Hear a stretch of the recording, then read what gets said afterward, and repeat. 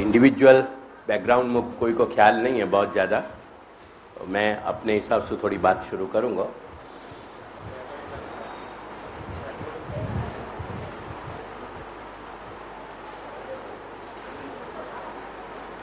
अब स्टॉप कर दीजिए प्लीज़। बस बस बस वक्त छोड़ दें।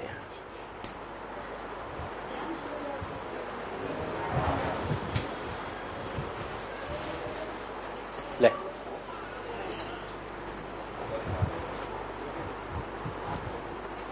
बैठ जाओ।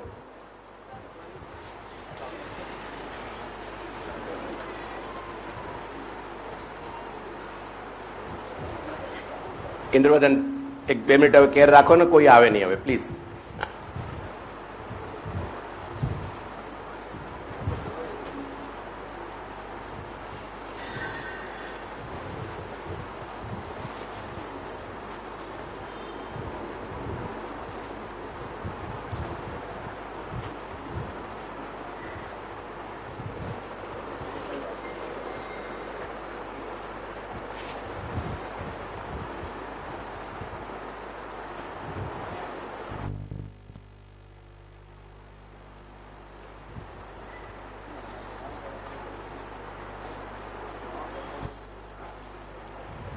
अपन पहले मंगलाचरण कर लें। चिंता संतान हंतारो यत्पादाम्बुजरेणवः स्वीयानान्तान्निजाचार्यान् प्रणमामि मुहुर्मुहुः। यदनुग्रहतो जन्तुः सर्वदुःखातिगो भवेत् तमहं सर्वदा वन्दे श्रीमद्वल्लभनन्दनम्। अज्ञानतिमिरान्धस्य ज्ञानाञ्जनशलाकया चक्षुरुन्मीलितं येन तस्मै श्रीगुरवे नमः। नमामि हृदये शेषे लीलाक्षीराब्धिशायिनं लक्ष्मीसहस्रलीलाभिः सेव्यमानं कलानिधिं। चतुर्विश्य चतुर्विश्य चतुर्विश्य त्रिभिस्तथा षड्भिर्विराजते योऽसौ पञ्चधा हृदये मम। यस्य दर्शनमात्रेण भविन्नित्योत्सवोर्णां सदानन्दस्वरूपं तं वन्दे श्याममनोहरम्। निःसृत्यन्मुखाम्भोजात् दर्शनं दर्शनं भवेत् पथसन्दर्शकं भक्त्या वन्दे श्याममनोहरम्।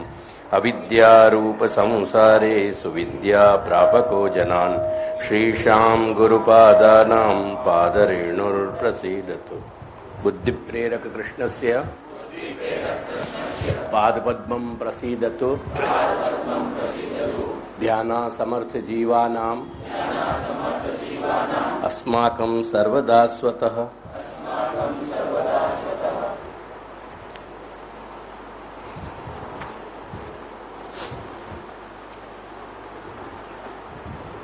देखो, एक तो अपना लक्ष्य यहाँ में बहुत स्पष्ट ये रहना चाहिए कि अगर अपन कुछ भी थोड़ा भी समझ पावे और समझ के वह सिर्फ अपने लिए ही अपन अपने पास रखेंगे तो एक बहुत सच्चे अर्थ में वो बेईमानी है श्री महाप्रभु के साथ। श्री महाप्रभु की जितनी भी बात अपन समझ सकें, हमें हर एक को अपने को, मेरी भाषा समझ में आवेगी ना, हर व्यक्ति को अपना एक संकल्प ये करना है कि 10 व्यक्ति तक वो बात अपन को पहुंचानी है। ये कॉन्सेप्ट मेरा आज को नहीं है, 40 वर्ष पुराना है। अब यहाँ तुम्हारी सब सेटिंग होगी ना, फिर बीच में मत करियो तुम।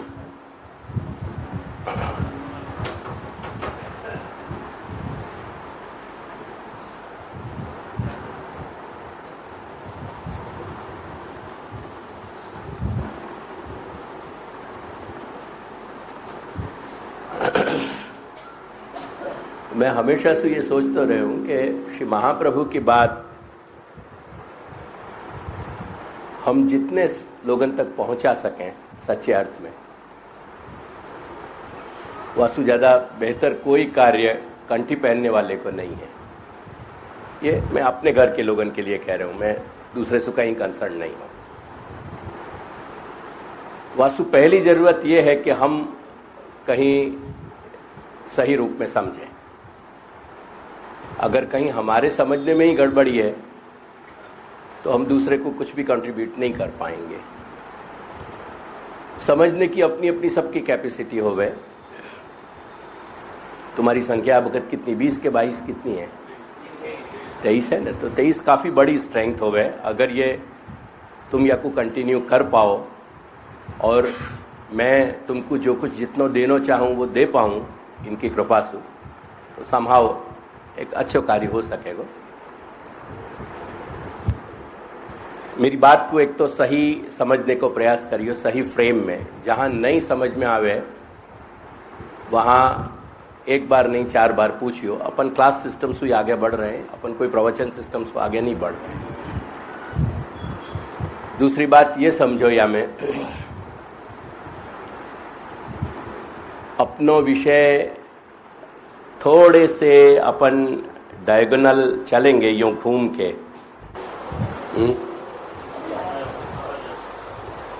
ऐसे तो कई बार आ चुके भाई। हाँ, वो आने को तो कई बार आ चुके।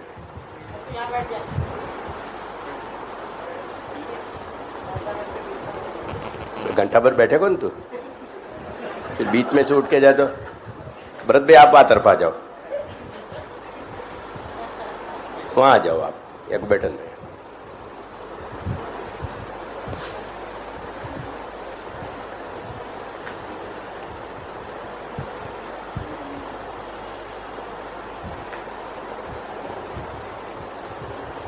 देखो अपनो लक्ष्य जो है वो श्री महाप्रभु की वाणी तक पहुंचने को है। थोड़ा सा अपन घूम के चलेंगे जरा सा वके बैकग्राउंड के साथ। तो एक बात समझा दूं, शास्त्र में तत्व चिंतन है, जब अपन अंग्रेजी में फिलोसॉफी के हैं, तुम्हारे गुजराती में तत्व चिंतन के हैं, हिंदी में वकू दर्शन शास्त्र के हैं। तो फिलॉसफी को कितनो भी सरल बनाया जा सके, वो इतनी सरल नहीं बने कि अपन वकू घूंट लेते भी रहे और वकू एंजॉय भी करते रहे। कभी कभी नहीं समझ में आवे, वाके लिए 2, 3, 4 ट्रायल करने पड़े। थोड़ी सी पेशेंस भी तुम लोगन में ज़रूरी पड़ेगी। कुछ तुम्हारे अंदर अंदर ग्रुप डिस्कशंस भी तुमको ज़रूरी रहेंगे। मैं वैसे क्योंकि दर्शन शास्त्र पढ़ानो, फिलोसॉफी पढ़ानी, यानी फिलोसॉफी के आधार पे तत्व चिंतन से परिचय करानो या शास्त्र से परिचय करानो, वाकई लिए 22 या 23 की क्लास बहुत बड़ी क्लास है। मैक्सिमम 5 या 6 स्टूडेंट्स के साथ जस्टिफिकेशन किया जा सके, 23 के साथ नहीं किया जा सके। करके मैं वो 23 को मैं तुम्हारे सब ग्रुप को पूरा सीधो बहुत ऐसे विषय पे नहीं ले जाऊंगा कि जो विषय तुम्हारी समझ में ज़्यादा नहीं आए। लेकिन फिर एक बात समझा दे रहे हूँ कि डिफ़िकल्टीज़ आएंगी। उन डिफ़िकल्टीज़ के लिए तुमको थोड़ा अपने आप में संयम रखना पड़ेगा, थोड़ा प्रयास करना पड़ेगा। कहीं भी तुमको ये लगे कि नहीं अब नहीं करना है या कठिन पड़ रहे हो या मज़ा नहीं आ रही है, तो अपनी क्लास नहीं चल पाएगी। कहीं भी जब अपन पढ़ना चाह रहे हैं तो पढ़ने की कुछ अपनी कठिनाइयाँ हैं और वो हमेशा रहेंगी।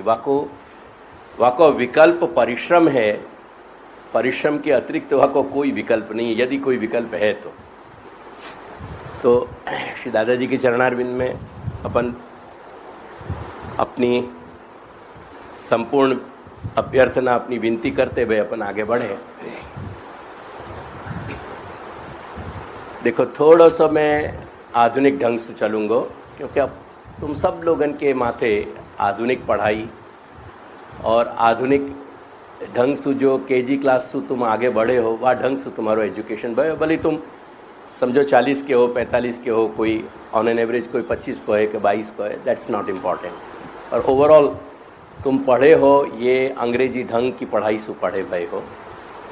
तो थोड़ा अपन या बैकग्राउंड से चलेंगे, क्योंकि आज की हमारी जो समझ है और जो समझ जा तरीक़ा से अपनी डेवलप हो रही है, वह समझ के आधार पे अगर अपने विषय में अपन प्रवेश करेंगे तो अपन अच्छी तरह वह में ग्रिप अपनी आ सकेगी, नहीं तो नहीं आएगी।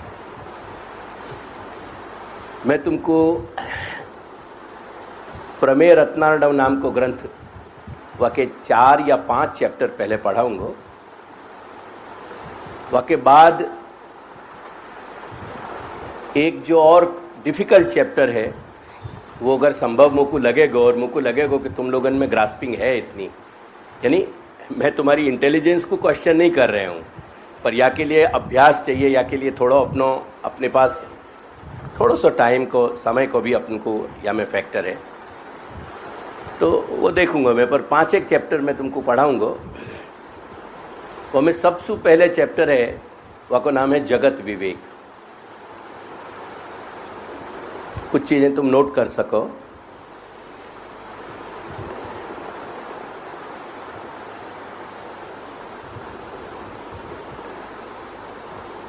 विवेक को सामान्य मतलब ये होवे एक समझ, ऐसी समझ कि जो हमको प्रॉपर कंडक्ट की तरफ ले जाती हो।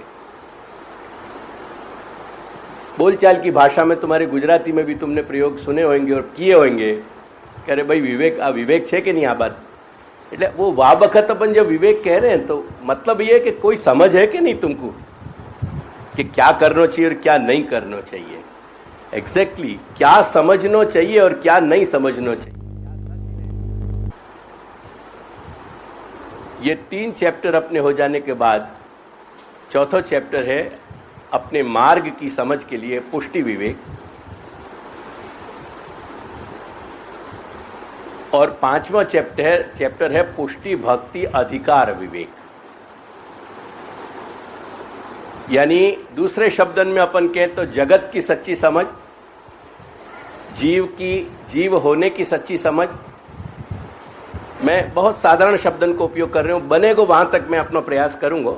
फिर कहीं कोई ऐसा शब्द आवे कि जो मैं समहाउ जाकू और नीचे लेवल पे ट्रांसलेट नहीं कर पा रहे हूँ, तो मुझको कही हो कि हमको समझ नहीं आ रहे हो। जीव की समझ, मूल रूप की समझ के आखिर में ये सब करने वाला मूल एक वो है कौन सा तत्व जो ये सब कुछ क्रिएट कर रहे हो, वो मूल।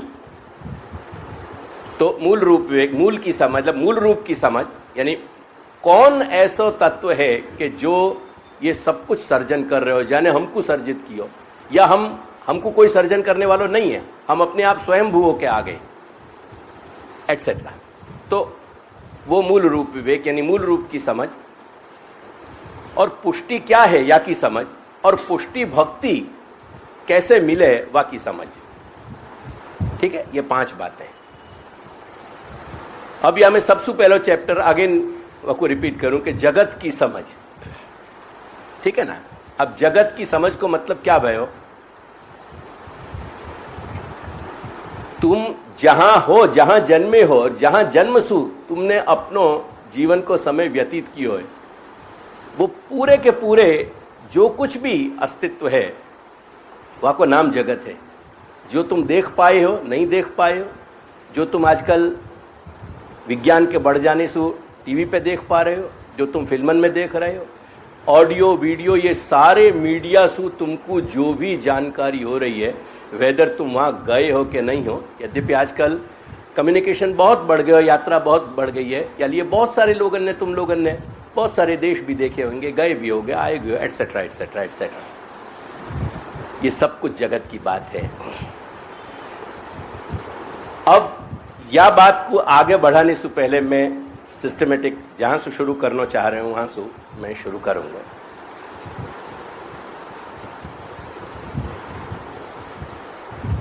देखो, चिंतन मनुष्य के संग जुड़ो भयो है, तो चिंतन पे हमारी बपौती है ऐसा नहीं है। चिंतन भारतवर्ष में भी रहो है, जो पूर्व में है। भारतवर्ष के अलावा पूर्व में और बहुत सारी संस्कृतियां हैं, जैसे चीन की संस्कृति, जैसे जापान की संस्कृति। ये चीन और जापान इत्यादि के भाग में अगर ग्लोब को तुम सामने रखो तो ये भारत को यहाँ देखो तो यहाँ से चीन से लेकर के सीधे यूँ उतरोगे। मैं तुम्हारे डायरेक्शन में कह रहा हूँ, मेरे डायरेक्शन में मत समझियो। ये अगर भारत है यहाँ तुम्हारे डायरेक्शन में, तो या तरफ जो सब पूरा को पूरा एक्सटेंशन गए, ये सारों को सारों ये जो ईस्ट है, तो पूर्व के बहुत सारे चिंतन के केंद्र हैं, बहुत सारी संस्कृतियाँ यहाँ रहीं। ऐसे ही यहाँ से उठ के अपन यहाँ पश्चिम में आवें पश्चिम को ऊपर को भाग, बा तरफ को भाग, जो आजकल देवभूमि मानी जाए, धौरियान की कोडियान की भूमि, और वाके अलावा ये नीचे उतर के आवे तो यूरोप आयो। यूरोप में अगर तुमको ध्यान होए तो एक सीधा सो हाथ यूं करके और यूं कर दियो जाए हाथ को एग्जैक्टली क्रूकेड या शेप में, तो इटली और पूरा ग्रीस आ जाएगा, यूनान जाकू कहवे। और यूनान से जब आगे बढ़े तो जिब्राल्टर आवेगो, जाकू गेटवे ऑफ यूरोप कहा जाता था। वहाँ के बाद टर्की आ जावे, वहाँ के नीचे साइप्रस आ जाए। This is the way the whole thing goes. तो ये पश्चिम है, ये पूर्व है, और या पूर्व के मध्य में अपन खड़े भय हैं। तो पूर्व में बहुत सारे चिंतन के बिंदु हैं, ऐसे ही पश्चिम में है। मैं पश्चिम के बिंदु से प्रारंभ कर रहे हूं। भैया ये कुकर तेरो चलते होगा, और कुकर की सीटी तो मेरे माथे को कुकर को ढक्कन जो है सो ऊपर उठ जाएगा, समझे ना। और तो सब ठीक है, और ऐसी दुर्घटना अब नहीं हो, ये जरा प्रयास करियो। तो पश्चिम के फॉर्मेट में अपन वेस्टर्न फिलोसॉफी के एक माइलस्टोन से अपन प्रारंभ करें। पश्चिमी जगत के चिंतन को या आदमी ने एक विशाल फ्लड को जैसे प्रवाह चलो आ रहे हो, ऐसे फ्लड के प्रवाह को और अपनी सामर्थ्य से कोई टर्न दे दे, कोई वह प्रवाह को बदल दे, वह को मोड़ दे करके दूसरी तरफ वह को जो है सो मोड़ दे, ऐसो एक व्यक्ति भयो है डेकार्ट। उसका पूरा नाम है रेने डेकार्ट। वो माइलस्टोन फिलोसोफर माने जाए डेकार्ट। वो स्पेलिंग वह की डेकार्टीज जैसे आवे, पर वह को उच्चारण डेकार्ट की हो जाए, DESCARTES, डेकार्ट। वो डेकार्ट को एक सूत्र जो है केवल दर्शन शास्त्र की दुनिया में ही नहीं, लेकिन बहुत जो है सो वाइडली प्रसिद्ध भयो। वो लैटिन भाषा का सूत्र है कोजितो अर्गो सम, COGITO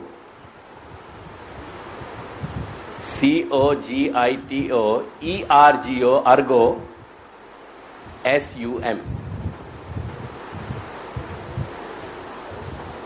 ये कोजितो अर्गो सम, ये कोजितो जो है ना, वो ज्ञान संबंधी, थिंक संबंधी, जैसू थिंकिंग आई है अपनी, या लिए कॉग्निजेंस जो शब्द आया है वो वही सु आया, और कोजेंट शब्द आया है वो भी यही सु आया है, लैटिन रूट सु। कोजेंट कहवे एकदम कॉम्पैक्ट हो, जो बिल्कुल सही सटीक कोई बात बताती हो, वो कोजेंट कहा जाए। तो कोजिटो अर्गो सम को मतलब होवे आई थिंक देयरफॉर आई एम। वो अर्गो को मतलब देयरफॉर।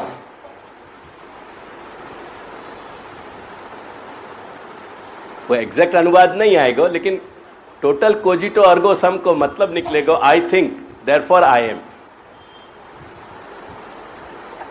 रेने डेकार्ट को यह अभिगम हतो कि फॉर ए मोमेंट हर चीज पे अपन डाउट करने लग जाएं। जैसे मैं अभी तुमको पूछूं, तुमने सबने स्वप्न देखे होंगे, और कभी कभी बहुत स्ट्रांगली स्वप्न देखे होंगे। मुझको सब कम्युनिकेट करियो, पढ़ने वाले, मैं बिना पढ़ने वाले इनको कम्युनिकेट नहीं करना चाह रहे हूँ, देखे होंगे। कभी कभी स्वप्न की भयंकरता ने तुम्हारे मेटाबॉलिज्म को एक्टिव कर दिया होगा, कहीं पसीना आ गए, घबराहट हो गई, डर लगे, यानी इन दैट सेंस वो तुम्हारो ड्रीम वा बखत जा बखत तुम ड्रीमिंग कर रहे थे बहुत सच्चो हो, तुम्हारे लिए वो एक सच्चाई होती। अब या बखत तुम मेरे संग बैठे हुए, मैं पूछूं कि वो सच हतो कि नहीं हतो, तुम्हारो ड्रीम सच हतो कि नहीं हतो, नहीं हतो ना। ऐसे ही मैं अब पूछूं कि या बखत तुम जो कुछ अनुभूति कर रहे हो वो एक ड्रीम क्यों नहीं हो सके, क्यों नहीं हो सकेगी? क्यों नहीं हो सके? Why not? जैसी या वक्त लाइव फीलिंग है ऐसी तुमने ड्रीम में फीलिंग करी है, तो अगर वो एक शॉर्ट लिव्ड, एक आध घंटा 20 मिनट या 10 मिनट या 5 मिनट को कोई ड्रीम हो सके, तो ये एक्सटेंडेड ड्रीम क्यों नहीं हो सके? Why not? देयरफॉर मैं ये समझाना चाह रहा हूं कि हमें समझो कि या की शक्यता है, तुम या को एडमेंट होकर मना नहीं कर सको, क्योंकि तुमको जो कुछ भी अनुभूति हो रही है वो सब तुम्हारे सेंसेस से हो रही है। तुम्हारे अगर सेंसेस माइनस कर दिए जाएं तो तुम्हारा ब्रेन प्रोसेस क्या करेगा? तुम कहीं ना कहीं एलिमेंट्री लेवल पे साइंस पढ़े हुए होगे, मेरी बात को समझिए। अगर अपने पास ज्ञानेंद्रिय नहीं है, आंख नहीं है, नाक नहीं है, जीभ नहीं है, स्पर्श करने की चमड़ी नहीं है, कान नहीं है, तो तुम्हारे सारे जो सेंस डेटा है वो माइनस हो गया ना। जो आपको सेंस ग्रहण कर रहे हैं वो सेंस डेटा, वो डेटा तुम्हारा ब्रेन में जा रहा है और प्रोसेस होके तुमको मेरी सूरत शक्ल दिख रही है, आंख सू, ये तुम्हारा आंख को सिस्टम जो तुमको दिखा रहे हो ना, वो प्रोसेस होने के बाद दिखा रहे हो। अगर वहां में कोई तकलीफ होगी ना तो तुमको मेरी सूरत जैसी है वैसी नहीं दिखेगी। ये बात मेरी समझ में आ रही है तुम्हारे? ऐसे ही तुम्हारे कान में कहीं तकलीफ होगी ना तो मेरे शब्द जैसे तुम्हारे कानन में आ रहे ऐसे नहीं आएंगे। हर इंद्रिय की यही हालत है। करके तुम्हारे गुजराती में जब एनेस्थीसिया दियो जाए तो कहो ना जूठू करी दीधું, जूठू पाड़ी दीधું कि शू कहो क्या मीन्स के एनेस्थीसिया शू वह उतने अंश में वाकु सेंस डाटा तुम्हारा रोक दियो गयो ना। याली वाके ऊपर जो भी चक्कू छुरी चले वो तुमको ख्याल नहीं ना, वाकी अनुभूति नहीं है। वाके बाद जब तुम एनेस्थीसिया में से बाहर आ जाओगे बेहोशी से, तब तुमको वो फील होएगा, तब दर्द होएगा, तकलीफ, पर वह वक्त तुमको दर्द नहीं आता। ये बात सच्ची है ना? तो तुम सब हो क्या, अपन सब क्या है? एक सेंस डेटा के सिवाय क्या चीज है मुझको बताओ। डाउट करना सीखो, पहले समझो। पहले मैं ये कह रहा हूं कि ये सारा स्वप्न है पूरा एक्सटेंडेड, कि हम तकलीफ क्या हो सके, what could be the problem? अगर है तो मुझको को मैं आर्ग्यूमेंट करूंगा, तुमको समझाऊंगा। क्या तुमको संदेह है हमें ये ड्रीम क्यों नहीं हो सके? ये सारी दुनिया अगर हमारा मस्तिष्क नहीं होए तो ये दुनिया हमको अनुभव होएगी, तो हम दुनिया का अस्तित्व स्वीकार पाएंगे? नहीं स्वीकार पाएंगे ना। तो या को मतलब क्या निकले? जो हमारा माथो प्रोसेस करके दे रहे हो सेंस डेटा को, वही के आधार पे हम जगत को मान रहे हैं ना। नहीं तो जगत है क्या? कुछ नहीं। जगत ड्रीम क्यों नहीं हो सके मैं तुमसे पूछ रहे हो। जितनी भी दुनिया की चीजन को तुम अनुभव कर रहे हो वो कायसु कर रहे हो? तुम्हारे सेंस डेटा के सिवाय तुम पे कोई प्रूफ या एविडेंस है? वाकई प्रूफ पुरावा है कुछ? तुम्हारे इंस्ट्रूमेंट्स को, मोस्ट पावरफुल माइक्रोस्कोप को तुम देख रहे हो, ऑब्जर्व कर रहे हो। देखने को साधन क्या है तुम्हारे पास? अगर आंख नहीं है, तुम्हारा कैमरा सिस्टम कहीं आंख को अगर तकलीफ में आ गए हो तो दुनिया को मोस्ट पावरफुल माइक्रोस्कोप तुमको क्या प्रॉपर्टीज बता पाएगा मुझको बताओ। मोस्ट पावरफुल हियरिंग एड तुमको क्या दे पाएगी? समय मेरे पास कम है, मैं बहुत बड़ा इंट्रोडक्शन या को नहीं करना चाहूं, पर हर इंद्रिय की तुम्हारी यही हालत है। तू यहां आ जा, 1 मिनट यहां खड़ो, भावना बहन की जगह। तुमको मेरा चेहरा दिख रहा है? तुम मेरे बिल्कुल सामने हो। तुमको मेरा चेहरा दिख रहा है? तुमको जो दिख रहा है वो या को दिख रहा है?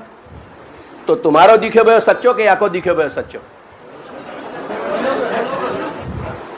गो फॉर द डाउट। सच्चो क्या है? दोनों चीज सच्ची नहीं हो सके। तुम जो वो भी कहां सच्चो है? फिर या को देखे हुए गलत हो जाएगा। झूठ का तुम प्रूफ काय को कर रहे हो? मैं ये कह रहा हूं तुम्हारी आंखें ब्राउन है, कौन सा कलर सच्चो है? तो फिर सच्चाई क्या है? मैं ये कह रहा हूं कि अपन ट्रूथ को निर्धारण करना चाह रहे हैं ना, तो दोनों सच्चाई दो अलग अलग चीज दिख रहे हैं ना एंगल से। एक अगेन ये या डंडी की जो छाया पड़ रही है या लाइट ब्राउन पे, तो वो वाला हिस्सा सच हो या ये वाला हिस्सा सच हो? बात समझने की प्रयास करियो। अपीयरेंस, ये जितने भी तुम असेसमेंट कर रहे हो वो अपीयरेंस को कर रहे हो। रियलिटी क्या है? What is the reality? What is the reality? है फील कर रहे हो, वो रियल कैसे है? क्योंकि अपन सबकी फीलिंग अलग अलग है। अभी एक बात कह रहे हूं मैं, एक बात कह रहा हूं कि अपन चार जने एक वस्तु को अगर स्पर्श करें और अपन अलग अलग थोड़े से एटमॉस्फेयर में एकदम गर्मी में आ रहे हैं, एकदम ठंडक में आ रहे हैं, एटसेट्रा एटसेट्रा, अपने चारों के स्पर्श की अनुभूति अलग अलग हुई। Which is the truth? What is the guarantee कि तुम जब कमरा से बाहर चले गए और तुम जो कमरा में या ये पार्ट दीवान देख रहे हो, ये तुम्हारे जाने के बाद ये दीवान अस्तित्व में है कि नहीं है? What is the guarantee? There is no guarantee. There you are. In other words, in toto, there is no guarantee for anything, because it is out of your even your sense data. So how can we sure कि अपने sense data से जो चीज आ रही है वो exactly वही तरीका की है? It's all right.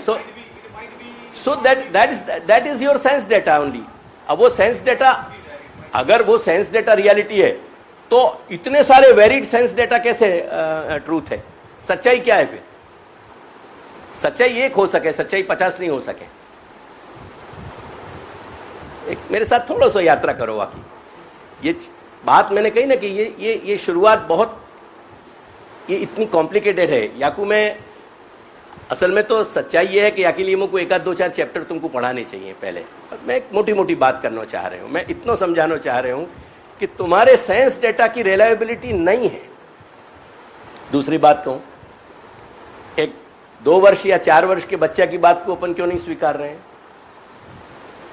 Infant, child, young, वाके बाद एक मैच्योर व्यक्ति, प्रौढ़, युवा, प्रौढ़, वृद्ध और अतिवृद्ध। अब जो अतिवृद्ध है वाकू सेनिलिटी के कारण, वाकू सिनाइल इफेक्ट के कारण जो फीलिंग्स हो रही हैं, वाकू तुम रिलायबल क्यों नहीं मान रहे हो?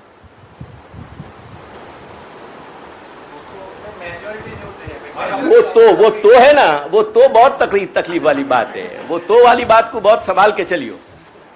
मैं बहुत टेक्निकली नहीं जा रहा हूं, just I want to introduce you. ये सब चीजें अपने सारे आधार या में से उड़ जाएंगे करके वहां पे मैं रिलाई कर सकूं और वहां पे रिलाई करके मैं आगे चलूंगा। ख्याल आयो कि नहीं? करके वो कहे कि कोजी तो अर्गोसम, I think therefore I am. ख्याल आया ना? या के लिए मैं कुछ बहुत छोटे छोटे नोट्स भी बना के लाया हूं जो मैं तुमको दे दूंगा, तुम लिख सकोगे उनको। याकू देखो मैं पढ़ के सुना दूं याकू, जो तुम्हारे लिए मैंने लिखे हुए। The simple meaning cogito Ergo सम, याको सिंपल मीनिंग क्या है मैं भी दूंगा तुमको, अभी शांति से मेरी बात सुन लो। The simple meaning is that doubting one's existence in and of itself. कोई भी चीज को एक इंडिविजुअल रूप में या ओवरऑल रूप में अपन जब डाउट करने जाएं तो कह रहे हो कि itself in and of itself proves that an I exist to do the doubting. ये मेरा अपना अनुवाद है तुम्हारे समझाने के लिए कि एक एजेंसी या को ये सेंटेंस को मतलब क्या, आई थिंक देयरफॉर आई एम, या को मीनिंग क्या भयो कि एटलीस्ट एक चीज है जहां पे मैं कहीं रिलाई करके थोड़ा भी आगे बढ़ सकूं, नहीं तो मेरे पास आगे बढ़ने को कोई, क्योंकि सवाल ये है मैंने जैसे कही कि ये सारी दुनिया, ये जो कुछ भी हो रहे हो, मैं कह रहा हूं, तुम सुन रहे हो, जो भी फीलिंग हो रही है एटसेट्रा एटसेट्रा एटसेट्रा एटसेट्रा, ये सब एक एक्सटेंडेड ड्रीम क्यों नहीं हो सके? There is no limitation, there is no reason that you can deny it. अगर अपन रीजन पे आगे बढ़ेंगे तो वो बात को ये समझा रहे हो कि या लिए या में मैंने लिखियो है दूसरा सेंटेंस के दिस प्रपोजिशन फिलॉसफी में तत्व चिंतन में जो सेंटेंसेस होंगे ना, जो सेंटेंसेस में कोई बात महत्व की समझाई जा रही हो अपन को, उनको स्टेटमेंट या प्रपोजिशन कहवे, उनको वाक्य सेंटेंस नहीं कहवे। ख्याल आया ना? तो अब मैं यहां कह रहा हूं कि this preposition became the fundamental element of western philosophy. पश्चिमी दर्शन में ये एक फंडामेंटल वाक्य बन गया और यहां से सारे दर्शन चिंतन की दिशा बदल गई। डेकार्ट की मैंने जीवन में, मेरे गुरु ने मुझको सबसे पहले पश्चिमी दर्शन ही पढ़ाया और to this date western philosophy is my forte. वो फोर्ट के ना FORTE फोर्टे जाको कहें एक्चुअली, तो वो मेरा फोर्टे है। तो डेकार्ट अपन को ये समझा पायो कि देर इज नो रीजन कि ये दुनिया एक स्वप्न क्यों नहीं हो सके। हर चीज हमारी अनुभूति जो हो रही है वो अल्टीमेटली फाइनली हमारे सेंस डेटा पे टिकी हुई है और हमारा sense data person to person और लाइफ टू लाइफ जहां भी जीवन है। अब जैसे मैं एक दूसरा एग्जांपल दूं, जो अपन को दिख रहे हो और जो हिप्पोपोटामस को दिख रहे हो, बहुत बड़ी तकलीफ है, क्योंकि हिप्पोपोटामस की आंखें इतने डिस्टेंस पे है कि वाकई अंदर 3 डिमेंशनल इमेज ही क्रिएट नहीं होएगा, वो पूरा का पूरा 3 डिमेंशनल विजन ही नहीं क्रिएट होएगा वाकई अंदर। आजकल तुम देखो बहुत सारी अंग्रेजी फिल्में 80% 70% एक्स्ट्रा टेरेस्ट्रियल एलिमेंट्स पे आ रही हैं, ईटीज पे। वो एक्स्ट्रा टेरेस्ट्रियल में देखो तुम कितने डिमेंशनल उनको ज्यादा दिखावें। तो ये सारी बात, प्रश्न ये है कि हिप्पोपोटामस को जो है, हिप्पो को जो दिखाई दे रहे हो वो सच्चाई है, मेरे या तुम्हारे को तुमको दिखाई दे रही है वो सच्चाई है। मैं विजन की बात कर रहे हूं, विजुअल खाली, या कोई ईटी देख रहे हो वाकई सच्चाई है। सच्चाई क्या है? अब या कोई ज्यादा से ज्यादा निराकरण ये हो सके कि हिप्पो को जो दिख रहे हो वो हिप्पो की सच्चाई है, जो अपन को दिख रहे हो वो अपनी सच्चाई है, जो ईटी को दिख रहे हो वो ईटी की सच्चाई। पर सच्चाई का निर्णय तो नहीं भयो नहीं यार करके। वेस्टर्न फिलोसफी में एक और लैटिन वर्ड को दिया गया, इंट्रोड्यूस किया गया, समम बोनम। जहां पे से तुम्हारो शब्द बोनाफाइड बने। समम बोनम, समम का मतलब है पहाड़ की, पर्वत की जो चोटी है ना, वह को अंग्रेजी में सुमिट कहो जाए, और यही लिए जो हाईएस्ट मीटिंग हो में उनको सुमिट कहो जाए, कॉन्फ्रेंसिस को। तो वो समम मीन्स हाईएस्ट और बोनम यानी गुड, यानी सर्वश्रेष्ठ उत्तमता को या सर्वश्रेष्ठ सुख को खोज लेनो ही दर्शन शास्त्र की खोज है। समम बोनम को खोजनो और समम बोनम को अचीव करनो, यही को मतलब है जिंदगी। करके मैंने एक वाक्य यहां लिखियो है, देखो।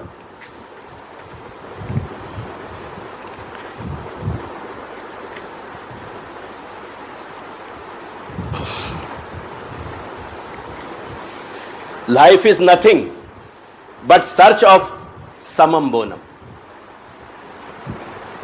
अब या के साथ तुमको भारतीय शास्त्र की चिंतन को एक सूत्र बताऊं जो तुम बहुत सुनते रहे हो पर दार्शनिक ढंग से को समझो। अपने यहाँ 4 एलिमेंट शास्त्र ने दिए, प्रमाण, प्रमेय, साधन और फल। प्रमाण क्या है? प्रूफ या एविडेंस को नाम प्रमाण है। तुम 5 वर्ष के बच्चा की कोई बात को प्रामाणिक क्यों नहीं मानो, बताओ मुझको। और जा वृद्ध की बुद्धि में कहीं गड़बड़ाहट शुरू हो गई है, वाकी बात को प्रामाणिक क्यों नहीं मानो। एक शब्द मुझको तुम्हारी गुजराती को बहुत पसंद है, आ बात में कहीं माल नहीं। तुम जब वक्त आ बात में कहीं माल नहीं, माल शब्द को उपयोग कर रहे हो ना, वो प्रमाण के अर्थ में यूज कर रहे हो कि आ बात के पीछे कोई सपोर्टिंग एविडेंस नहीं, कोई प्रमाण नहीं है तुम्हारा। हटाओ ये बात करके। पश्चिमी दर्शन को बाप जाकू कहो जाए सुकरात सॉक्रेटिस वो के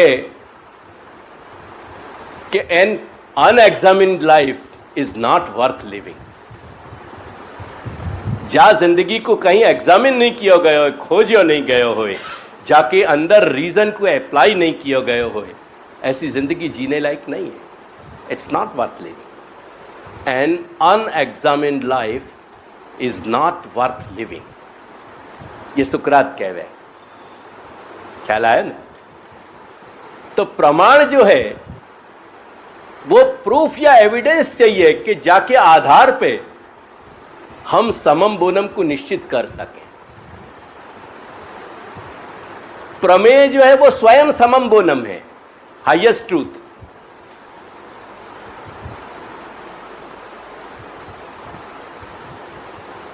साधन जो है वो इंस्ट्रूमेंट है या मीन्स है टू अचीव दी समम बोनम।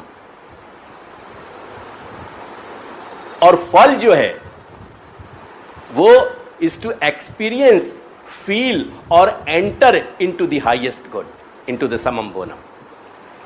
वाको नाम फल है। जाकू पश्चिमी दर्शन पुकार के समम बोनम कह रहे हो, वही को भारतीय शास्त्र एक बहुत सुंदर शब्द दे रहे हो, पुरुषार्थ। वही को नाम पुरुषार्थ। पुरुषार्थ कहो या समम बोनम कहो, बात एक ही है। पुरुष को जाकी, मनुष्य को जाकी इच्छा करनी चाहिए, वो पुरुषार्थ। और पुरुषार्थ जो है वो हाईएस्ट गुड है। मनुष्य को काय की इच्छा करनी चाहिए? हाईएस्ट गुड की। ख्याल आया कि नहीं? तो प्रमाण, प्रमेय, साधन और फल। प्रमाण वो प्रूफ या एविडेंस है जाके आधार पे हम सबसे बड़े यथार्थ को या सत्य को या आनंद को, सुख को हम खोज रहे हैं। ये सब एक के ही नाम है, सुख या आनंद, ये सब एक के ही नाम है। वाको आनंद कहें, सर्वश्रेष्ठ कहें, सत्य कहें, बात एक ही है। जितने पासा हीरा में ज्यादा कटे भय होंगे, जाको ख्याल नहीं हो, कल जाके इंक्वायरी कर लीजिए, उतना ही बेशकीमती वो हीरा कहो जाए। ये सब एक ही सच्चाई के पासा हैं। वो सुख, आनंद कहें, सच्चाई कहें, सुख कहें, एटसेट्रा एटसेट्रा एटसेट्रा। ख्याल आया कि नहीं? तो इतनी बात अपने समझ में आनी चाहिए कि ये जा प्रूफ या एविडेंस के आधार पे अपन वह परम सत्य को खोज रहे हैं, वो परम सत्य को खोजने को आधार हमारो प्रूफ या एविडेंस, इन अदर वर्ड्स प्रमाण है। वो परम सत्य खुद हमारी खोज है। वह परम सत्य को पा लेने को जो माध्यम है वो साधन है, और वह परम सत्य की अनुभूति कर लेनो वो फल है। जब इतनी सी बात हमको समझ में आ गई तो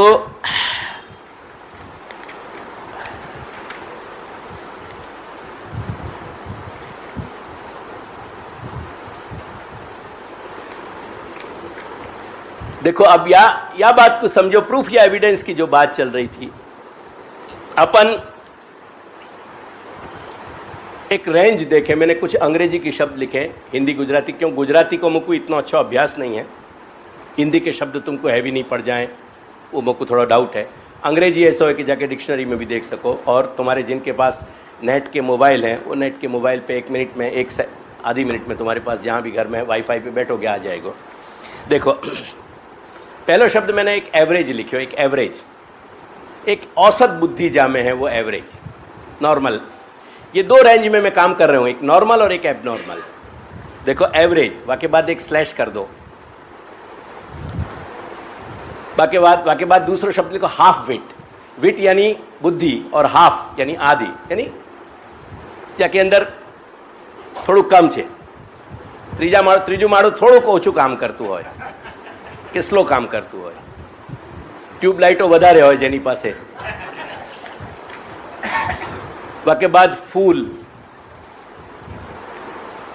वाके बाद अंग्रेजी को एक शब्द है मरॉन, MORON, मरॉन। वाके बाद मैड, एक बोलचाल को बहुत प्रचलित शब्द। वाके बाद मैनियाकल, जो मानसिक रोगी होए। वाके बाद डीरेंज्ड, डीरेंज्ड, DERANGED, डीरेंज्ड। आगे बहुत कुछ लिख सकूं, लेकिन ये एवरेज, हाफ बिट और फुल यहां तक एक नॉर्मल की रेंज है। मरून जो है वो बीच में है, और वाके बाद मैड, मैनियाकल, डीरेंज ये सब एबनॉर्मल है।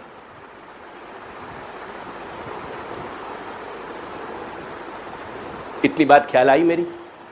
अब या के बाद above average, intelligent, clever, brain, genius, wizard.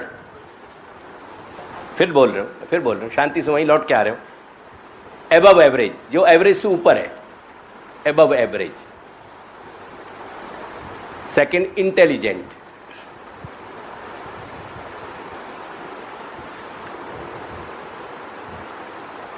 तीसरा क्लेवर,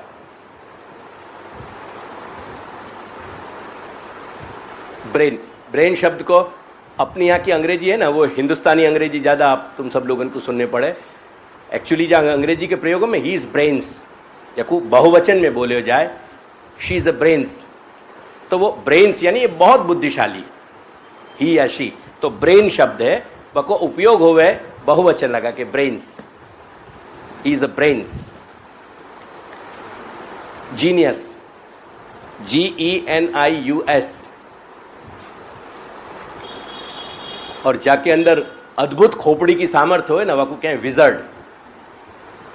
जाके ज्ञान की कहीं सीमाएं नहीं यहाँ है, जो असीम फील्ड में काम करे घूम के, वो विजर्ड क्या हो जाए।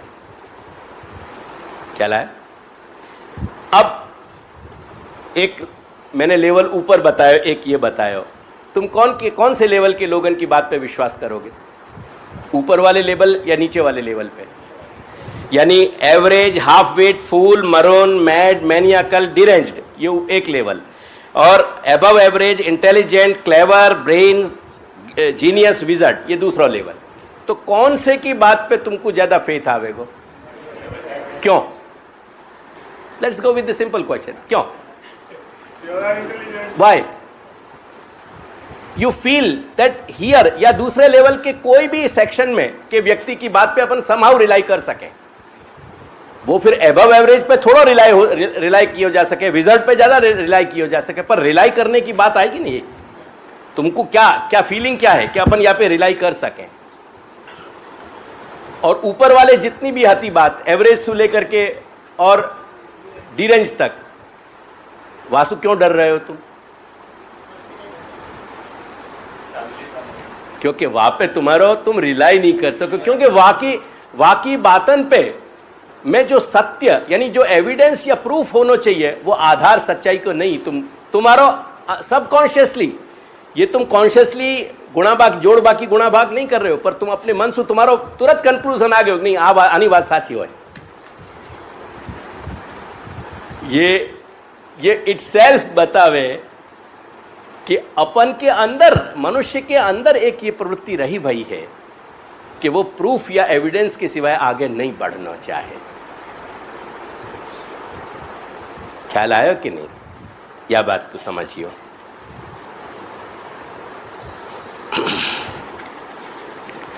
ये एट रैंडम में लिख तो गए जैसे जैसे मुझको सब ध्यान, मतलब मुझको सिनॉप्सिस जो आज की बनानी थी तुम्हारी,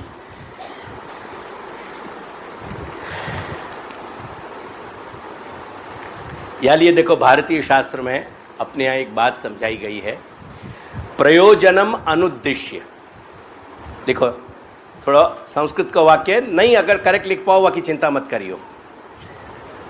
प्रयोजनम, प्रयोजनम, अनुद्देश्य, अनु બે દમાં દ દી અને શમાં ય ભેગો કરો।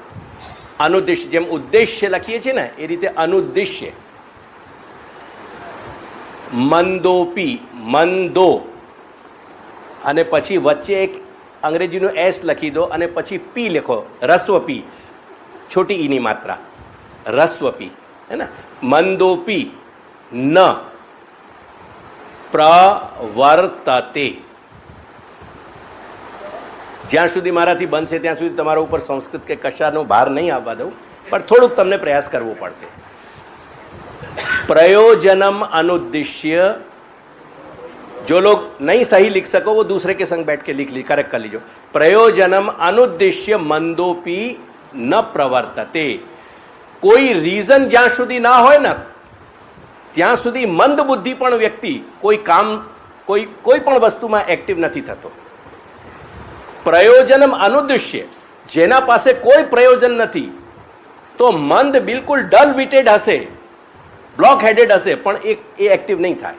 એને ક્યાંક ના ક્યાંક એક્ટિવ થવા માટે રીઝન હશે તો એક્ટિવ થશે. વિધાઉટ રીઝન, વિધાઉટ મોટિવેશન એ એક્ટિવ નહીં થાય.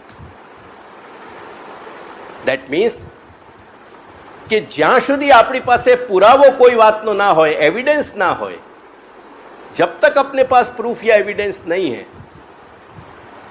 तब तक प्रवृत्ति नहीं होगी. और सबसे पहले अगर अपने अंदर थोड़ी भी समझ है तो प्रवृत्ति के लिए अपन को कहीं ना कहीं आधार की खोज है, प्रमाण की खोज है. नौकरी तुम खोजने जाओ, देखो तुम एक सामान्य बात देखो, धंधा तुम करने जाओ, क्या खोजो? आधार खोजो कि नहीं? कोई भी धंधा तुम ऐसा नहीं करना चाहोगे कि जाको मार्केट में आधार नहीं मिलता हो, तो तुमको आधार तो चाहिए. बिना आधार के, बिना एविडेंस के, बिना प्रूफ के, बिना आधार के, ये सब के अलग अलग नाम है भिन्न भिन्न दृष्टि से. बिना आधार के तुम कोई काम नहीं करोगे.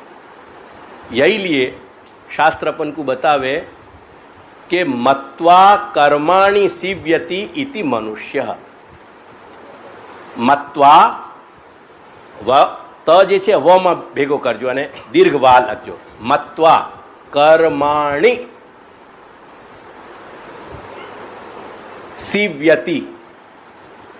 अब ये सीव्यति शब्द है ना, जो वो शिवु या को धातु है और या को अर्थ है तंतु संतान. तुमने महिलान को हाथ सु जो टाँके लेते देखे हो ना, तो एक के बाद एक, वो एक बार सुई में है ना, वो 5, 7, 10 सुकड़न आ जाएंगी एक साथ, और फिर वो जब खींचेंगी तो वहां में 5, 7 तुम्हारे टाँके लग जाएंगे.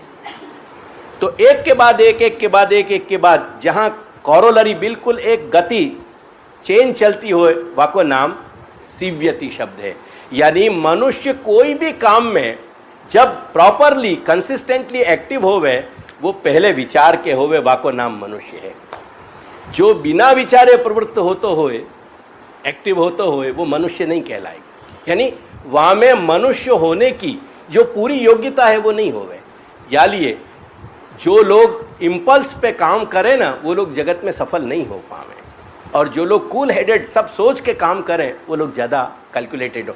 ओवर कैलकुलेटेड हो ना, वो अगेन इम्प्लाइड नहीं है यहाँ, वो तो फिर एबनॉर्मलिटी में चलो जाए. लेकिन एक ओवरऑल एक बहुत संतुलन सु, बैलेंस सु जो लोग सोच के चले, जो आगे के 4, 6, 8 कदम को सोच सकते हो, परिणाम सोच सकते हो, वो करके अपनो शास्त्र बतावे कि मत्वा कर्माणि. मनुष्य को मतलब ये है, मत्वा कर्माणि सीव्यति इति मनुष्य.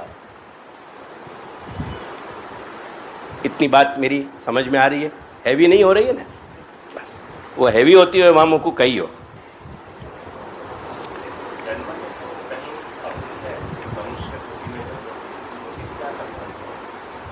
मनुष्य तो है ही ना वो, पर वो हर एक पे बुद्धि वैभव तो नहीं होवे ना.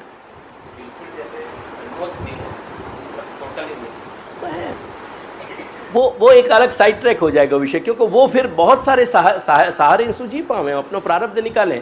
पर वो आप टॉपिक को यहाँ इंट्रोड्यूस करना थोड़ा या वक्त आउट ऑफ वो हो जाएगा.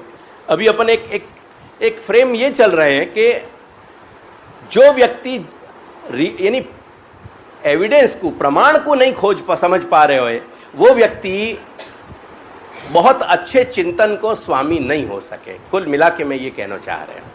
अगर इतनी बात अपन को समझ में आ रही हो तो अपन ने ये आधा पौना घंटा जो व्यतीत किया वो सार्थक गया. ख्याल आ गया कि नहीं? तो ये बैकग्राउंड को जब अपन करेंगे, या बैकग्राउंड के साथ अब मैं ये बात समझाना चाह रहा हूं कि श्री ये जो प्रमेय रत्नार्णव ग्रंथ में तुमको समझाना चाह रहे हूँ, या कि जो 4-5 चैप्टर, या कि जो ये ग्रंथकार जो है जिनने ये ग्रंथ बनाया है, उनको नाम है श्री बालकृष्ण भट्ट. और उनको निक नेम है Lalu Bhatt ji, is known as Shri Lalu Bhatt. तो मैं ये कहना चाह रहा हूं कि श्री लालू भट्ट जी ने जगत का चैप्टर क्यों सबसे पहले रखा, जगत को चैप्टर क्यों सबसे पहले इंट्रोड्यूस किया। ग्रेजुअली यही प्रश्न जीव के चैप्टर में, मूल स्वरूप के चैप्टर में अपन ग्रेजुअली या प्रश्न को एक्सप्लोर करेंगे, पर फॉर द टाइमिंग अपन जगत के लिए या प्रश्न को एक्सप्लोर करें फर्स्ट चैप्टर के अर्थ में। तो जगत का विवेक जो है, ये प्रपंच विवेक या को नाम है, प्रपंच कहो या जगत कहो, क्योंकि प्रपंच जो है, प्रपंच को मतलब है यानी यानी बहुत सटलिटी सु, बहुत सूक्ष्मता सु, जेने झीणवट कहिए ने गुजराती में, खूब ज माइन्यूटली જે 5 તત્વો એકબીજામાં જોડાયેલા હોય એનું નામ છે પ્રપંચ। તેથી જે બહુ આંટી ઘૂંટીની વાતો કરતો હોય ને એના માટે શું કહેતા હોઈએ છીએ આપણે કે આ પ્રપંચી છે।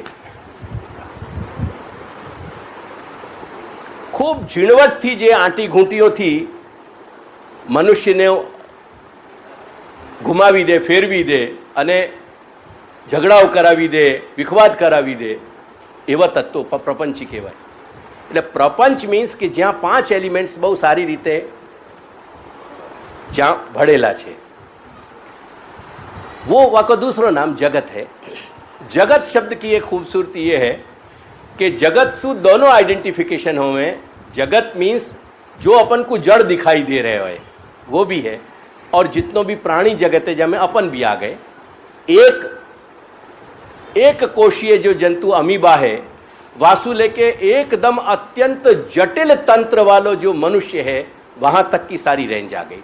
Most complex organism right from the beginning of, I mean, single cell life, which is amoeba। ये दोनों चीज यानी जड़ और चैतन्य दोनों अस्तित्व को जो एड्रेस करते हो वाको नाम है जगत। तो प्रपंच विवेक यहां जो दियो, अब प्रपंच को मतलब क्या भयो, अपन ने कही के 5 चीजें यहां में मिल रही हैं। अब सबसे पहले ये बात जरूरी है कि ये प्रपंच को प्रश्न क्यों खड़ो भयो। मेरी बात समझ में आ रही ना, अटेंटिव हो ना सब। अगर अपन -i को कर दें तो ये प्रपंच को इशू खड़े होएगा। ये प्रपंच को कौन हैंडल कर रहे हो, ये सब्जेक्ट को कौन कर रहे हो? तुम्हारी सबन की अपनी आई कर रही है ना। अगर i माइनस हो जाए तो क्या होएगा? देयर इज नो इशू, बराबर ना। करके अगर हमको श्री महाप्रभु की बात समझनी है तो जहां हम एग्जिस्ट कर रहे हैं वो रियलिटी हमको पहले समझनी चाहिए ना, कि वो रियलिटी है क्या। अगर वो रियलिटी हमारे समझ में नहीं आई तो होएगा क्या कि हम एक इतने खोखले धार्मिक व्यक्ति बन जाएंगे या आस्थावान बन जाएंगे कि जिनकी आस्था पे कोई आधार नहीं रहेगा। और करके जितने भी धर्म को बहुत ज़्यादा धर्म के लवादा ओढ़ के चले ना, जब उनके जीवन में थोड़ी बहुत दुर्घटना होने लगे ना तो वो सारे धर्म को नशा उनको उतर जाए, फिर भगवान को गाली देने में उनको तकलीफ नहीं आवे। ख्याल आयो ना। यानी हमारे हिंदी में एक कहावत है कि नया मियाँ जो है ना वो अल्लाह अल्लाह ज़्यादा पुकारता है। ख्याल आयो कि? तो परिस्थिति ये है कि जिनने आधारभूत बातें नहीं समझी है ना वो कुछ भी नहीं कर पाएंगे। आज एक बहुत बड़ा विषय ले अपन, सेवा और शरणागति, जो अपने शाश्वत सब्जेक्ट्स हैं। आज घर घर में क्यों ये विरोध है कि व्यक्ति सेवा में एडजस्ट नहीं हो पावे, सेवा को प्रायोरिटी नहीं मिल पावे। जिन विषय को श्री महाप्रभु अपन को बता रहे हैं उन सब्जेक्ट्स को, उन मेन टॉपिक्स को अपन प्रायोरिटी नहीं दे पावे, स्पेस नहीं दे पावे, उनको अपनी जिंदगी में अपन आचरण में नहीं ले पावे। ये क्यों?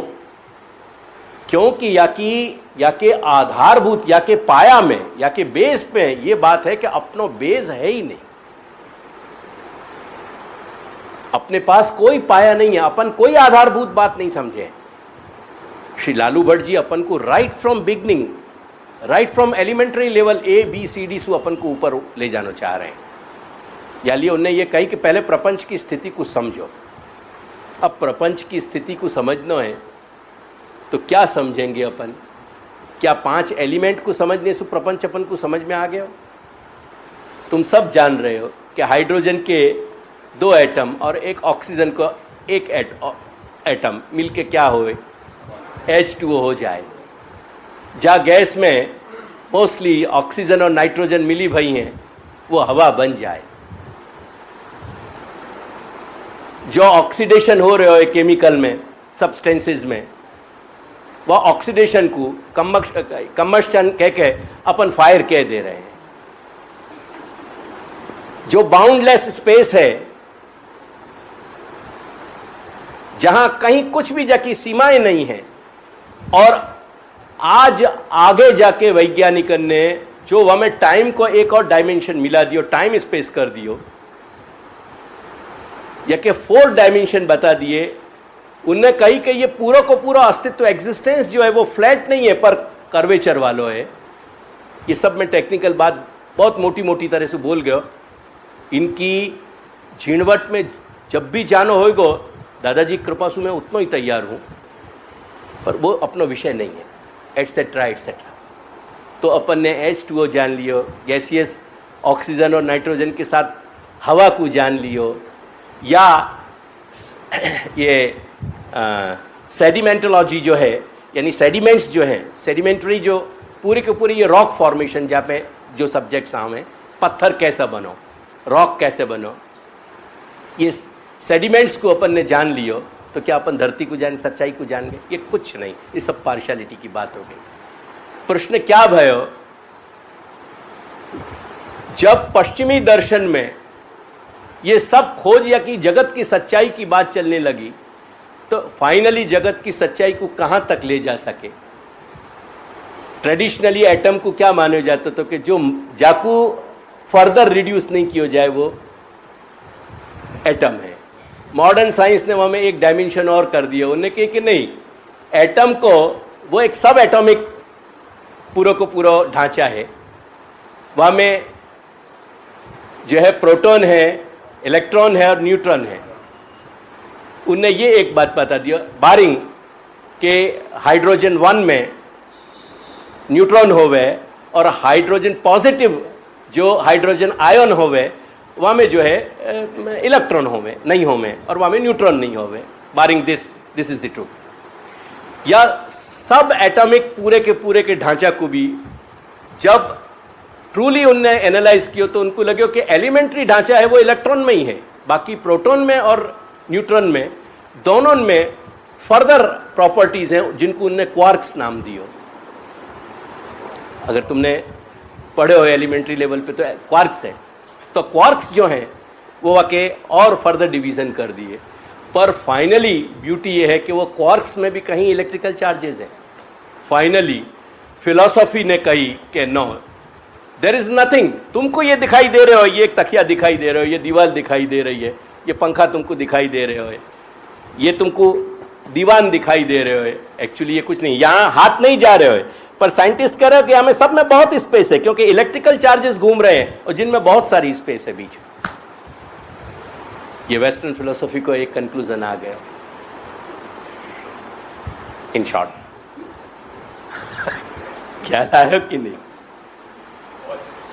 वेस्टर्न फिलोसफी क्या कह रही है? ये विदेशी चिंतन ने फाइनली को, और बात यह है कि साइंस ग्रेजुअली प्रोग्रेसिंग सब्जेक्ट है, वो कहीं रुक नहीं पाए हो अभी। या लिए आइंस्टीन आकर के एक माइलस्टोन बने हो। आइंस्टीन से पहले की दुनिया आइंस्टीन ने लक्ष्मण रेखा की तरह डिवाइड करी। आइंस्टीन के बाद आगे की दुनिया के डिवीजन बहुत हो गए। आज हॉकिंग जैसे, कार्ल सागा जैसे जो चलो गए हो, मर गए हो, आइजैक आइसोमोव जैसे ऐसे हाथी हत्या साइंस की दुनिया में कि जिनने अपनी इम्प्रिंट आज भी खड़ी कर दी। जिनने कुछ और बातें कह दी नहीं। तो इन आधारण पे कहीं दुनिया सिमटी नहीं है। अगेन मैं अपने टॉपिक पर आऊँ, मेरा विषय साइंस पढ़ाना नहीं है यहाँ। साइंस के आधार पे अगर हमने कहीं ना कहीं अगर फाइनल बाकी फाइनलिटी देख ली नहीं, तो साइंस हमको इतना कह रही कि सब कुछ इलेक्ट्रिकल चार्जेस है। अब जब इलेक्ट्रिकल चार्जेस है मतलब क्या भयो? डांसिंग एलिमेंट्स हैं, क्योंकि जितने भी इलेक्ट्रिकल चार्जेस हैं सब unpredictable. Science always searches for the predictability and finally comes to the conclusion that there is a immanent unpredictability within the predictability.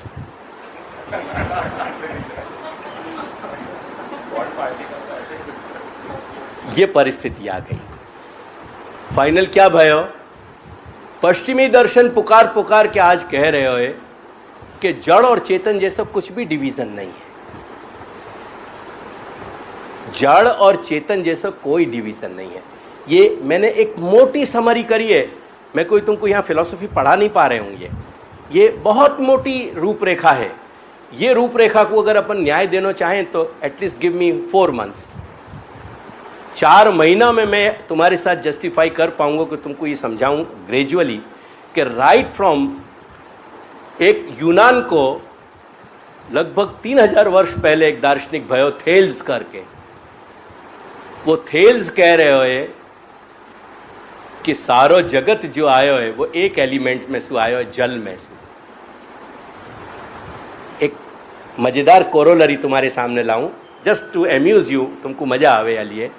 अपने यहाँ भी कहो गयो कि ज्यादा दिन प्रलय होवे, वो प्रलय के जो कई प्रकार बताए वहां में से एक प्रकार ऐसा है कि पूरा जलमय हो जाए।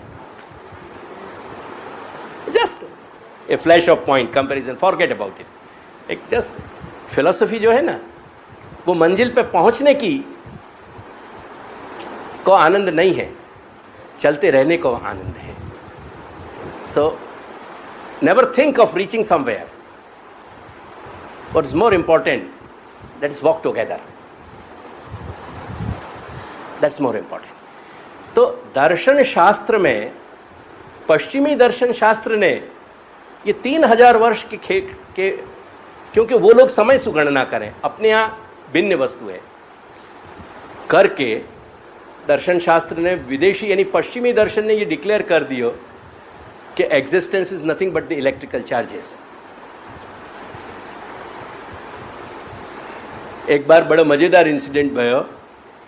डॉक्टर वीवी शाह गाबट के हते, जो प्रेसिडेंट ऑफ इंडिया के फिजिशियन हते, उनके लड़का सीवी शाह एक बार, हर बार मैं बम्बई जाता तो उनके जो माँ हते यानी वीवी शाह की पत्नी, वो बा मुझको बुलाते, बहुत प्यार करते मेरे से। तो एक दिन सीवी ने मुझको पूछी कि अब केमिकल के कंपाउंड से आत्मा बनने जा रही है, तो Guruji what do you say about it? मैंने कहा डॉक्टर बन तो जाने दीजिए, जिस दिन बन जाए उस दिन टेलीफोन करना हमें, उस दिन जवाब देंगे। Still you are in making यार, अभी काय का हेडेक है। तो विज्ञान की ये सारी दुनिया ने जड़ और चैतन्य को भेद मिटा दिया। अब ये बात समझने के बाद मैं समझाना चाह रहा हूँ करके, जितनी भी वेस्टर्न थिंकिंग है, मेरी बात पे ध्यान दीजिए और वो यालिए ध्यान दीजिए कि तुम और अपन सब जो या वक्त जी रहे हैं ना, वो सुबह से रात तक सोते बैठते उठते जागते अपन सिर्फ वेस्टर्न थिंकिंग के एटमॉस्फेयर में ही जी रहे हैं। ये भ्रमणा निकाल दीजिए कि तुम भारतवर्षीय चिंतन में जी रहे हैं, और वो जी सकोगे नहीं, चाहोगे तो नहीं जी सकोगे। उठनो बैठनो सोनो जागनो जो कुछ भी कर रहे हो वो सब पश्चिमी चिंतन के अंतर्गत कर रहे हो, या रेडियस से बाहर निकलने को तुम्हारे पास कोई रास्ता नहीं है।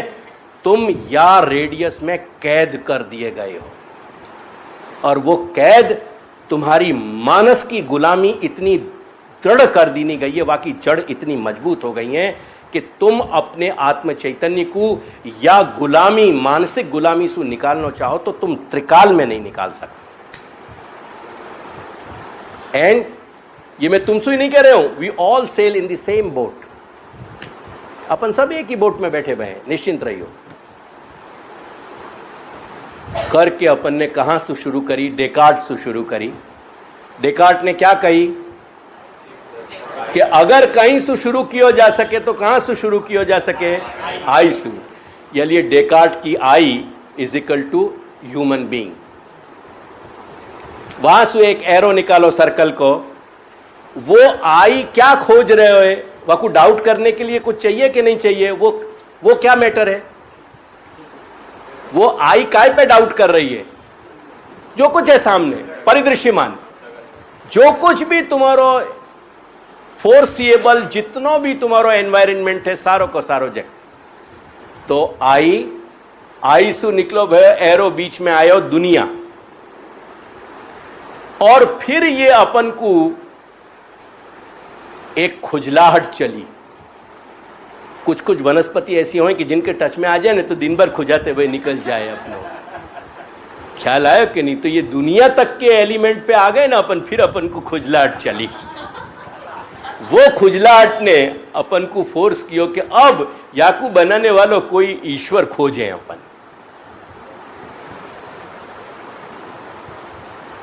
ये पश्चिमी थिंकिंग की एंटी क्लॉकवाइज, यानी या ग्राफ को बनाओ ना तो एंटी क्लॉकवाइज बनाइए, या कोई यूं ड्रॉ मत कर दीजिए,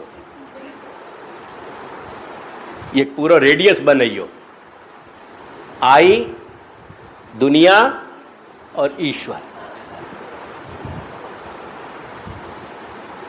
अब भारतीय मनीषा को सुनो, ऋषि महर्षि के चिंतन को सुनो। वो कह रहे हैं कि आई आयो कहां सु? वो ईश हतो तो आई आयो करके ईश्वर सु बात शुरू भई।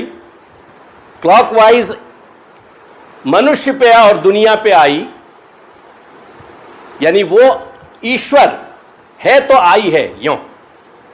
वो ईश्वर, पहले ईश्वर हमने लिखो परमात्मा, वाको अंश रूप हमने आई लिखो, नहीं तो आई कहां सु?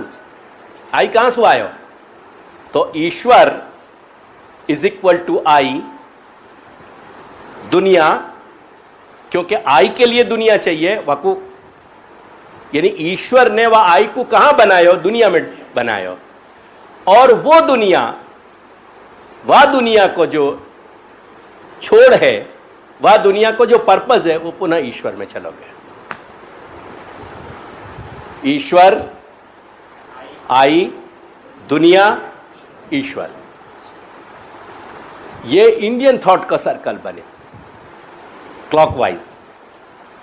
ख्याल आयो कि नहीं? ईश्वर सु जो जगत में आयो और जगत आयो, वह मैं और जगत को क्या खोज लेनो है? ईश्वर को खोज लेनो है। ईश्वर को खोज लेना करके श्री अरविंद एक बहुत अच्छी बात कहे। 20वीं सदी के सबसे विशिष्ट जो महर्षि भय है वो श्री अरविंद भाई। भारतवर्ष को ऐसा सुपूत व 100 साल में भयो नहीं, और जो श्री अरविंद ने देन दीनी है वो आज को मॉडर्न माइंड दे नहीं सके। इतना बड़ा कंट्रीब्यूशन श्री अरविंद को है, पांडिचेरी वाली। श्री अरविंद कहें कि while serving the humanity one has got to find out the divinity within the humanity. मनुष्य की कहीं मनुष्य को अस्तित्व, जो मनुष्य के अस्तित्व से हमको प्यार है और वाकू जो हम सजा संवार के रखना चाह रहे हैं, अगर वाकू सच्चाई से हम वाकी सेवा करना चाह रहे हैं, तो वह मनुष्य में भी कहीं हमको ईश्वर को खोज लेना, तब हमारा पर्पस सर्व हो पाएगा, नहीं तो नहीं हो पाएगा। तो ये दो सर्कल है। एक पश्चिमी सर्कल जो एंटी क्लॉकवाइज है, वाकू ईश्वर क्राफ्ट करना पड़ रहे हो,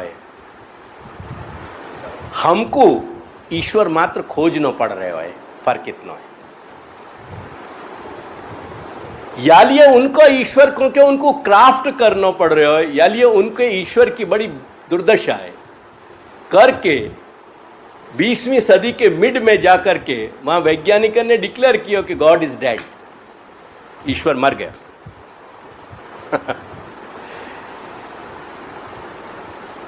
अराउंड 1940s ये डिक्लेयर किया गया पश्चिमी जगत में कि ईश्वर मर गया, यानी ईश्वर की बहुत दुर्दशा है वहां, क्योंकि ईश्वर जो है वहां बनायो जाए करके जाकू जैसे हाथ पांव नाक कान ईश्वर के लगे ऐसे ठोक देवे। ख्याल आया कि ये पूरे के पूरे 2 सर्कल हैं जिनको ध्यान में रखियो। ये 2 सर्कल जब समझ में आ गए तो फिर अपन अपने फंडामेंटल क्वेश्चन पे आवे कि ये बात तो निश्चित हो गई, ये बात तो समझ ली नहीं अपन ने, पर सवाल ये है कि हमारा जो अनुभव है या ये सारी बात काय पे निश्चित हो रहे हो, ये सारी बात अपन काय के आधार पे निश्चित कर पाए? जो सेंस डेटा ઉપર જ ને ત્યાં આવો અનુભવ। એટલે સેન્સ ડેટા ના હોય તો આ બધામાં કન્ક્લુઝન્સમાં પછી ફેરફાર આવે કે ના આવે, અથવા તો સેન્સ ડેટા કંઈક જુદું કહેતું હોય તો આવે ને, એટલે આ કન્ક્લુઝન આપણા રિલાયબલ છે કે નહીં?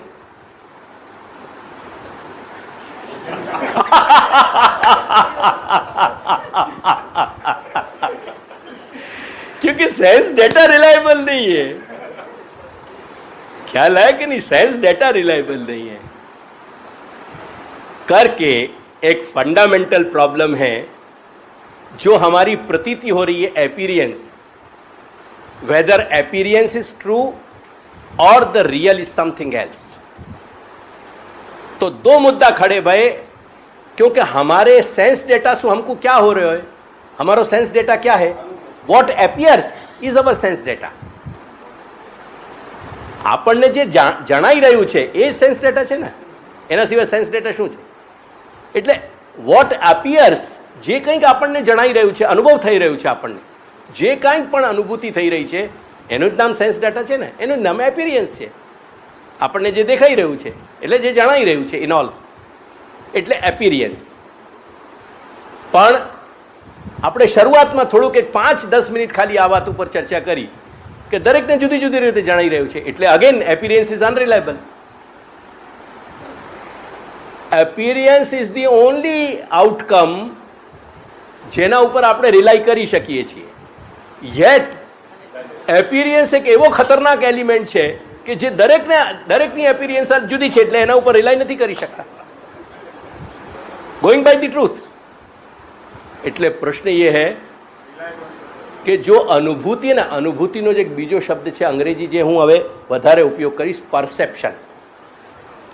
પરસીવ એ એની ક્રિયા છે, વર્બ છે, અને પરસેપ્શન એટલે અનુભૂતિ। જે તમારો ટોટલ સેન્સ ડેટા છે ને એનું નામ છે પરસેપ્શન। Sense data processed,